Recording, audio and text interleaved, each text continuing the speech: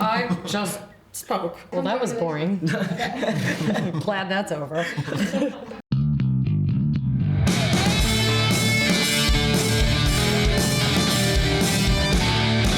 Zum ersten Mal in unserem Leben stehen wir als 13 Distrikte Seite an Seite. Unsere Zukunft beginnt morgen bei Tagesanbruch, wenn wir gemeinsam ins Kapitol marschieren. So this is the big finale. This is the end of the entire franchise. How was shooting your last shot? How did it feel for you? Was there any special kind of atmosphere on set? There was actually. I mean, Liam and I had wrapped the day before. Looming sorrow and sadness. No, it was like Liam and I had wrapped the day before, and it was the last scene between Jen and Woody. And we went in, and I just remember like being in normal clothes. I just cut off all my hair, and just being there like, man, this is weird. Just like a weird feeling, and I don't know. It was emotional, but you know, we still hang out a lot and everything, so it wasn't too bad. So Josh and I finished the day before, and then Jen and Woody had the very last scene together. Yeah. And so Josh and I came to set and then we all held each other. experienced it together. Oh, yeah, that's cute. Yeah, everybody got really emotional. We finished the principal of photography in Berlin, and we were shooting a scene with Jennifer and Woody. And Josh and Liam had already finished, but they came to set to be there for the last scene. And yeah, we wrapped. It was a really emotional evening. I mean, partly because we'd been shooting for 155 days, and so everybody was tired. Everybody wanted to go home, but we also all knew it was the end. Okay, we've done that. Let's go on. Okay. It's kind of like that. Ich habe dich beobachtet. Und du beobachtest mich.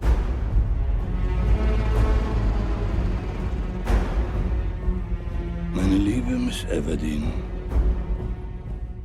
du darfst dich nicht täuschen. Das Spiel ist bald zu Ende. Did it feel to you guys like two separate movies, or just continuing on? Was it the same feeling for you? Because I think in its tone, it's both parts are very similar, but this theme is completely different. So. We shot them together. So Yeah, the stakes are much higher in two. So you can definitely feel that when you're doing those, you know, the scenes change naturally. So But I don't know if that's an answer, but those are words that I just clumped together. So, so I'd like a pat on the back.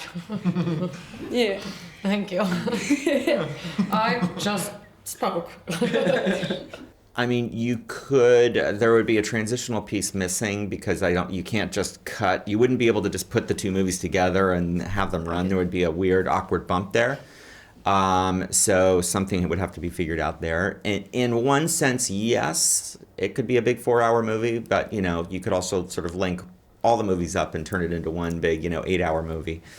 But no, I think that Mockingjay 1 and Mockingjay 2 have two very distinct stories. Yeah. Part 1 was much more political and about propaganda and manipulation of the media, and this one is much more about the consequence of war and violence. Uns aufzuhalten, errichtet Präsident Snow ein Minenfeld aus Fallen.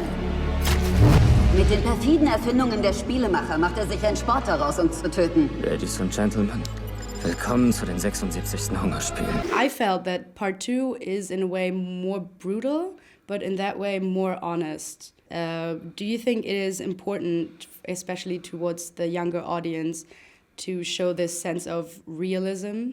And do you think it is important that movies targeted to these audience should have that? This franchise is designed to catalyze young people to get off their ass and be politicized.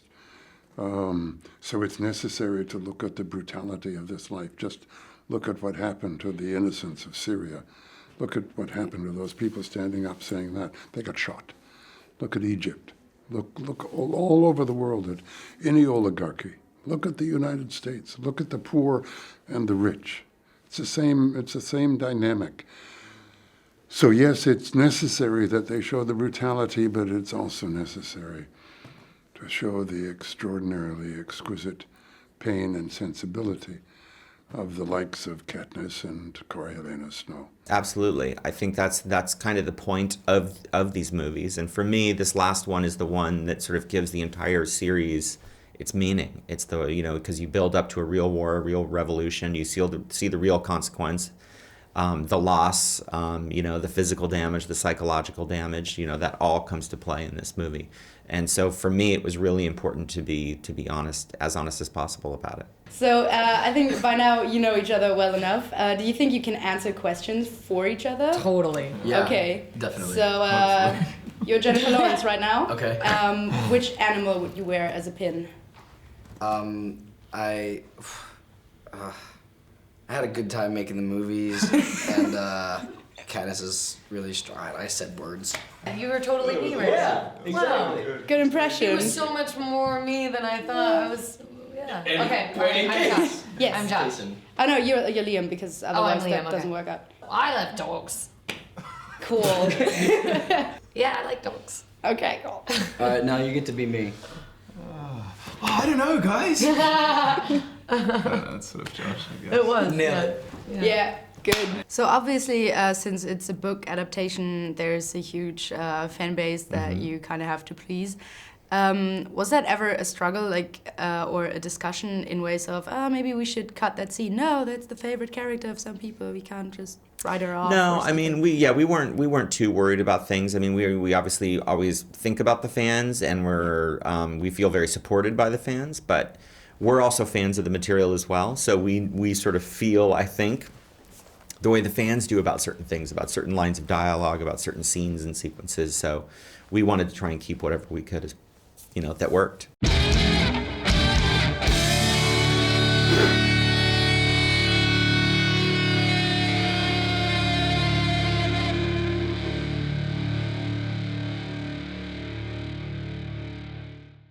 Leonie? Yes. That's my mum's name. That is your mom's name. With an I at the end, like I-E? Yeah. Yeah, mine's just an I. Just an eye. Yeah. What? So different from your mom. What happened to the E? Got lost, I don't know. Well, that was boring. Glad that's over.